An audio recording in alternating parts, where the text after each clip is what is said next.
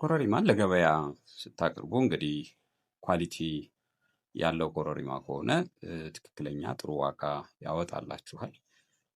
ስለዚህ ያ እንዲሆን ደግሞ ቀደም ስንል ስናነሳቸው የነበሩ ሀሳቦች ተጠብቀው መሰራት መቻል አለበት ማለት ነው። አንደኛ ኮረሪማው ንጹህ መሆን መቻል አለበት።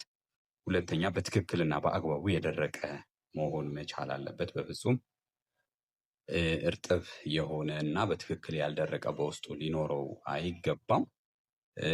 ትክክለኛ የኮረሪማ ሽታ ሊኖረው ወይም ጠረን ሊኖረው ይገባል ማለት ነው። ያን የቅመም ጠረን በደንቡ በአግባቡ ሊኖረው ይገባል። ያን ከሌለው ዋጋ አያወጣም ማለት ነው። ሌላኛው ፕሮፐርሊ ስቶርድ መሆን መቻል አለበት። በአግባቡ ስናነሳቸው የነበሩትን ነገሮች ጠብቀን ማስቀመጥ መቻል አለብን ወደ ገበያ እስክናወጣው ድረስ ማለት ነው። ስለዚህ ያ ከሆነ የተሻለ ዋጋ እና የተሻለ ገንዘብ ያመጣላችኋል ማለት ነው። ምክንያቱም ገዢዎች እነኚህን ነገሮች ነው በትክክል የሚመለከቱት ማለት ነው።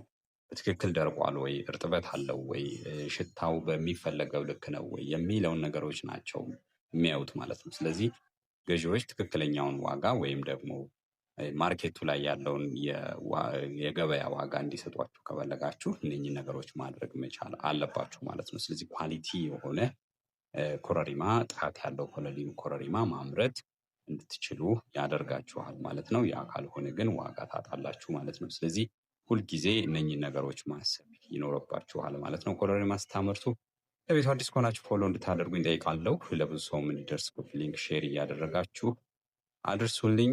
አመሰግናለሁ።